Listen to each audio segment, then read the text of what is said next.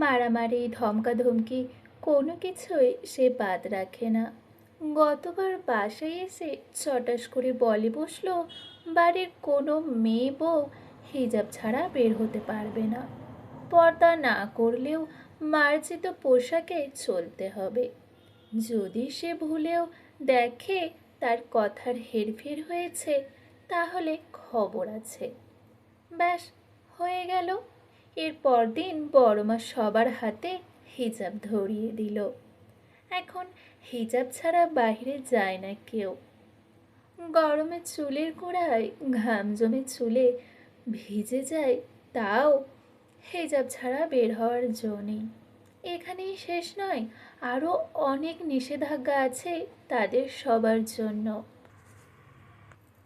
আর এসবে সে বিরক্ত নয়, মহা বিরক্ত। মাঝে মাঝে চিৎকার করে বলতে ইচ্ছে করেছে, এসব যন্ত্রণা থেকে মুক্তি দেন শুদ্ধ ভাই, খুব প্রয়োজনে বিয়ে করে বউকে এসব প্যারা দেন। কিন্তু মায়ের ভয়ে বলা হয়ে ওঠে না। বললে চাপার দাঁত একটাও আস্ত থাকবে না, তা বলার অপেক্ষা রাখে না। হঠাৎ কাঁধে ঝাঁকুনি খেয়ে শীতল ভাবনার জগৎ থেকে বেরিয়ে এলো। খেয়াল করলো ওই রান্নাঘরে শুধু বড় মা ছাড়া কেউ নেই। আচমকা বাকিরা কোথায় গেল জানতে চাইলে বড় মা জানালো, প্যান্ডেল করার জন্য একটা ছেলে মই নিয়ে উপরে উঠতে গিয়ে বেখেয়ালে মাটিতে পড়ে গেছে। তাকে দেখতে বাকিরা বাগানে ছুটেছে। এ কথা শুনে সেও যাওয়ার জন্য পা বাড়ালে সীতারা চৌধুরী তাকে ধরে থামিয়ে দিলেন। তারপর তার হাতে খাবারের ট্রে ধরিয়ে দিয়ে বললেন, খাবারটা শুদ্ধ রুমে দিয়ে আয় তো মা, আমি গিয়ে দেখি ছেলেটার কী অবস্থা।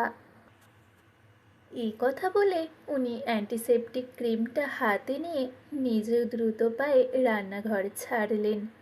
শীতল বিরক্ত হয়ে রাগে গজগজ করতে করতে গেল খাবার পৌঁছে দিতে। গতদিন যার মার খেলো তাকে এখন খাবার দিতে যেতে হবে, এটাই হচ্ছে তার নিয়তি। সেই শুদ্ধ রুমে নক করে সায়নের রুমে উঁকি মারতে ভুলল না। সায়ন বেঘোরে ঘুমোচ্ছে। কড়া মেডিসিনের প্রভাবে 2 দিন ধরে পড়ে পড়ে ঘুমাচ্ছে সায়ন। ফোনটা কাছে নেই বিধায় ঘুমাতে পারছে না, নয়তো মিনিটে মিনিটে ফোন এসে কান ঝালাপালা করে দেয়। সেদিন সায়নের ব্যান্ডেজ দেখে শাহাদাত চৌধুরী ভেবেছিলেন অল্প স্বল্প আঘাত, কিন্তু আদৌ তা নয়। পরদিন ডাক্তার যখন ক্ষতস্থান ড্রেসিং করিয়ে তার ব্যান্ডেজ চেঞ্জ করায় তখন সেটা দেখে অনেকেই আঁতকে ওঠে। সীতারা চৌধুরী ডুকরে কেঁদে ওঠে। এসব ছাড়ার জন্য আবার বোঝায়। মায়ের কান্না দেখে সায়ন নিশ্চুপ থাকে, তবে আনমনে খুঁজতে থাকে তার রাগী বাবাকে। অথচ যাকে খুঁজে 2 দিন পেরিয়ে গেলেও উনি আসে না, জিজ্ঞাসা করে না তার শরীরের হালত কি কত, আর না ছেলের কথা কারো থেকে জানতে চেয়েছেন। কেউ বলতে গেলে হাতের ইশারায় থামিয়ে দিয়েছেন। এমন না ছেলেটা মহৎ কাজ করতে গিয়ে আহত হয়ে ফিরে এসেছে। সে রাজনীতি করে, মস্ত বড় রাজনীতিবিদ, সে থাকুক তার মতো। এ কথা বলে সারাফাত চৌধুরী একবারও এদিকে পা মারাননি। তবে শুদ্ধর থেকে সায়ন ভাই যে শতগুণে ভালো এ কথা কেউ বোঝে না কেন? বুঝলে সায়ন ভাইকে নয়, বরং খাটাস শুদ্ধকে বকাঝকা শোনাতো। হঠাৎ দরজা খোলার শব্দ পেয়ে শীতল ঘাড় ঘুরিয়ে তাকিয়ে দেখে শুদ্ধ রোজোরা কুঁচকে তাকিয়ে আছে। সদ্য শাওয়ার নিয়েছে, পরনে আকাশের টি শার্ট ও কালো ট্রাউজার। সে সায়নের রুমের দরজা থেকে সরে এসে শুদ্ধর মুখোমুখি দাঁড়ালো। তারপর অন্যদিকে তাকিয়ে বলল, খাবার বড় মা পাঠালো। থমথমে হয়ে আছে শীতলের মুখ। বিরক্তও বটে। এ লোকটাকে তার সহ্য হয় না। চাচাতো ভাই হয়েছে, তাতে কি? তার অতিরিক্ত শাসনের জন্য সে তার চক্ষুশূল।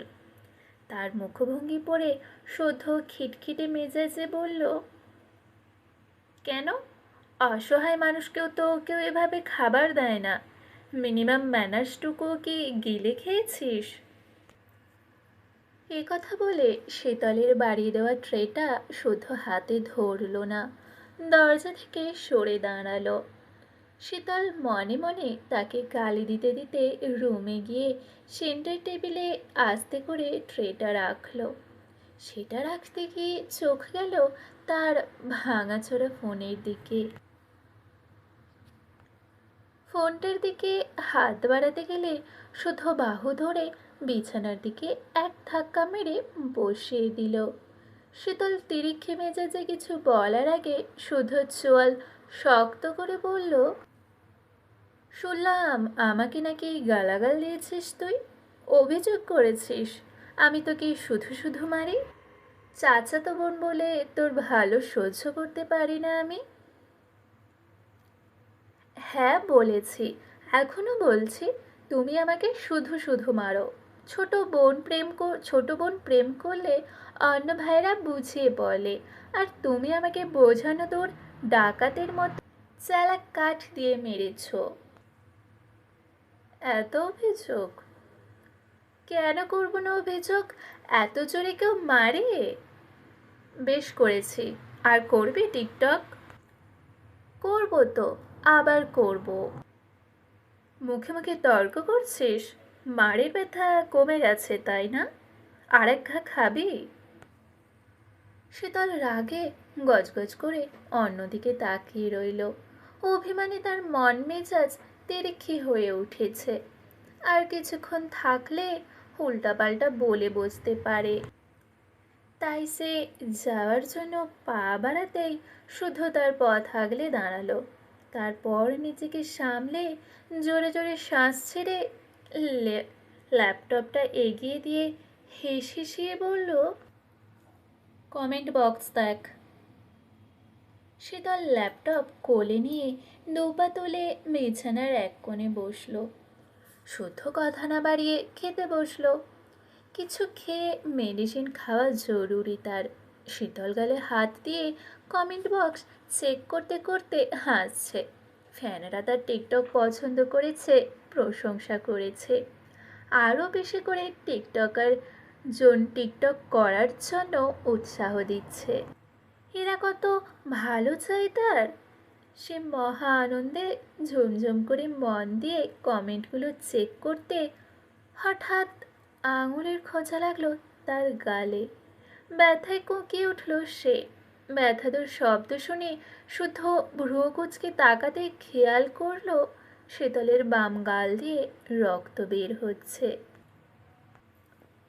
কদিন যাবৎ শীতলের কপালে দুই গালে থুতনিতে 2-4টা ব্রণও উঠেছে। ফর্সা গালে লাল হয়ে আছে একটি ব্রণ। কিশোরী থেকে সদ্য যৌবনে পা দিলে এসব খুবই ন্যাচারাল। তাছাড়া ব্রণ নানান কারণে হতে পারে, শুধু যে সদ্য যৌবনা তা নয়। এমনও হতে পারে আজকাল সে পানি কম খাচ্ছে, অথবা ঠিকমতো ঘুমোচ্ছে না। হতেও পারে পূর্বের চেয়ে আর স্কিনে অয়েলি ভাবটা বেড়েছে। এইসব নিয়ে কিছু বলার প্রয়োজন বোধ করল না শুদ্ধ। শীতল ওড়না দিয়ে সদ্য গলে যাওয়া ব্রণের রক্ত মুছে পুনরায় সে কমেন্ট চেক করতে গিয়ে তার চোখ আটকালো একজনের কমেন্টে। সদ্য যৌবনে পা দেওয়া আবেদনময়ী প্রেমিকা আমার, খুব ভালোবাসি জান, তোমার এই যৌবন সুধা পান করার অপেক্ষায়। এই কমেন্ট করেছে তার কয়দিনের জন্য বানানো প্রেমিক ফারাবি। এটাই সেই প্রেমিক যাকে সায়ন ড্যান্ডিখোর বলেছিল। ফারাবির কমেন্ট দেখে শীতল রাগে কিরমির করে তাকিয়ে রইল কমেন্টটার দিকে। ফারাবি কী করে পারলো এসব নোংরা কথা বলতে? তার বুদ্ধিতেই তো টিকটক করার সিদ্ধান্ত নিয়েছিল। পরিচিতি লাভ এবং উপার্জনের উৎস হিসেবে বেছে নিয়েছিল টিকটক। অথবা পাবলিক প্লেসে এভাবে ছোট করতে পারলো, অথচ পাবলিক প্লেসে এভাবে ছোট করতে পারলো। ফারাবির কমেন্টের পর ঘণ্টাখানেক আগে করা আর একজনের কমেন্টে নজর আটকালো তার। ব্রণ দেখে মনে হচ্ছে যৌবন জ্বালায় রাত পেরিতে ঘুমাতে পারে না। গত রাতে করা তৃতীয় কমেন্ট, হ্যাঁ সেক্সি, রসের আলাপ সারতে ইনবক্স প্লিজ।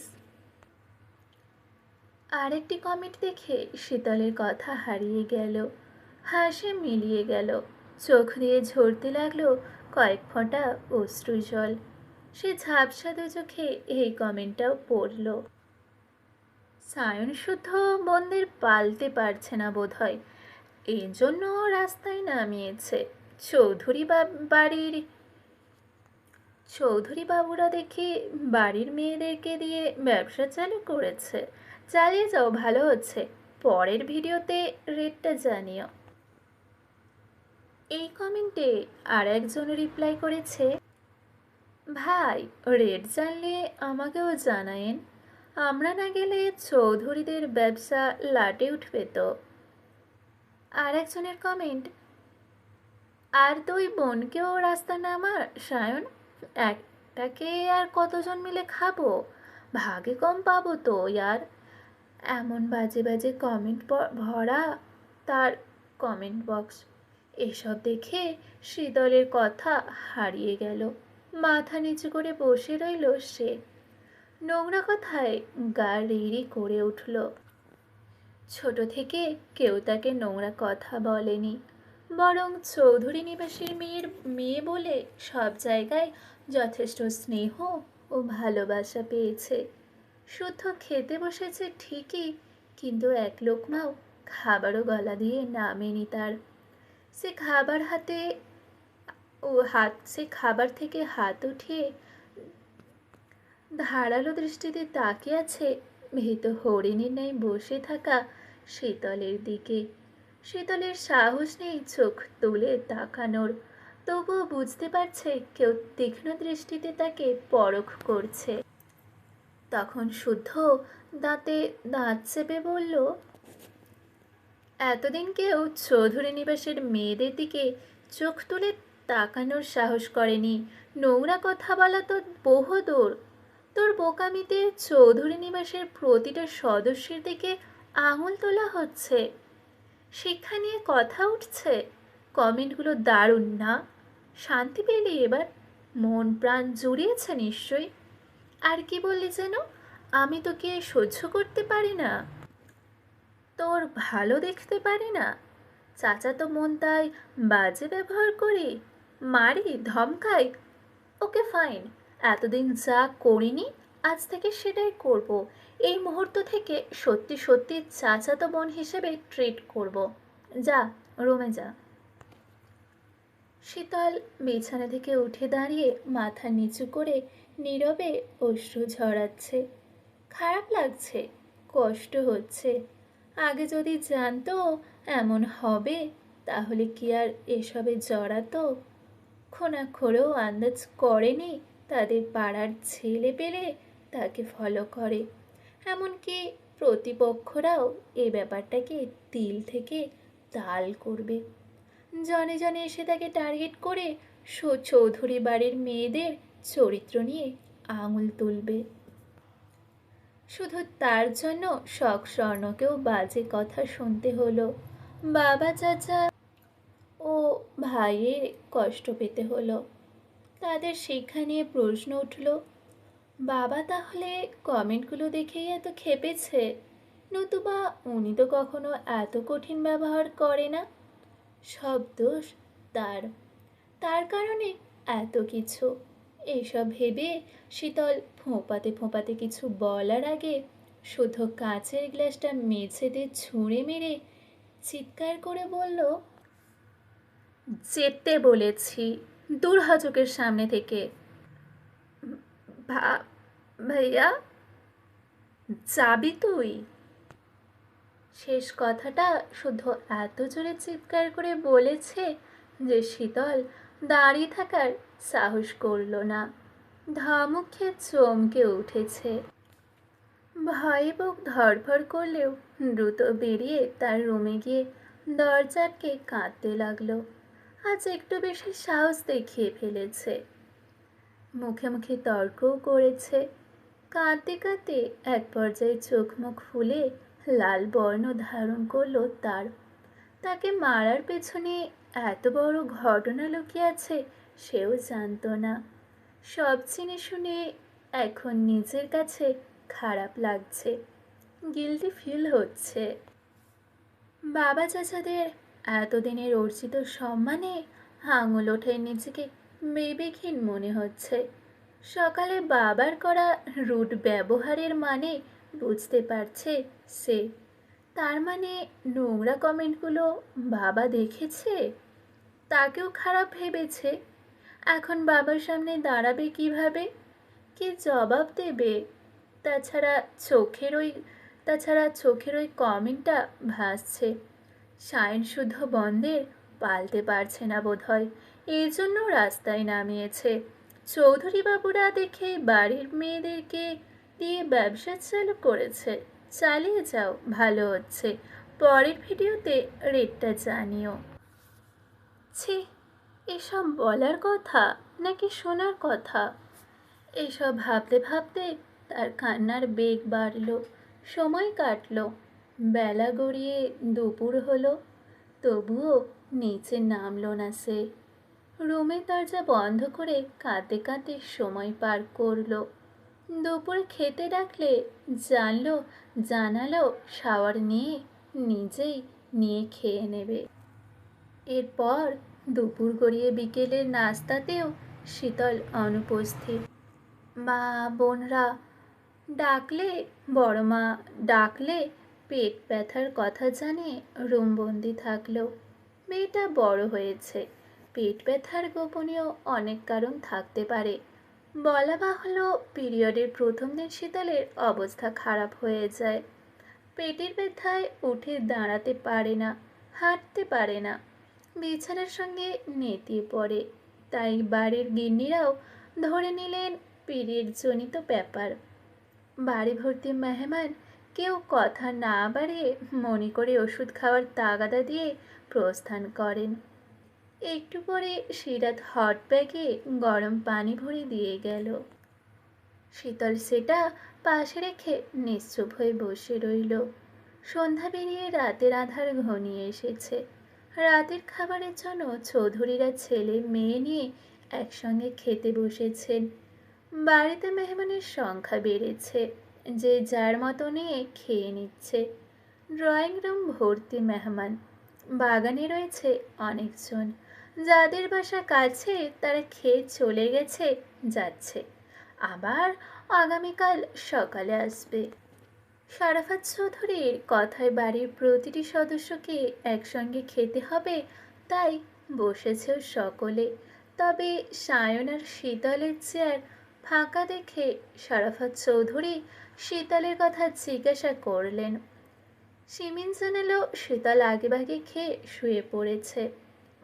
এই কথা শুনে উনি কিছু বললেন না, কারণ শীতলের পছন্দের খাবার রান্না হলে রান্না শেষ হওয়ার সঙ্গে সঙ্গে সে সবার আগে খেতে বসে যায়।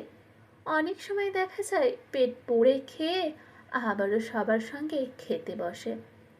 এই মেয়েটা ছোট থেকে এমন চঞ্চল চড়ুই পাখির মতো, আর এই বাড়ির সকলে তাকে এভাবে দেখে সবাই অভ্যস্ত।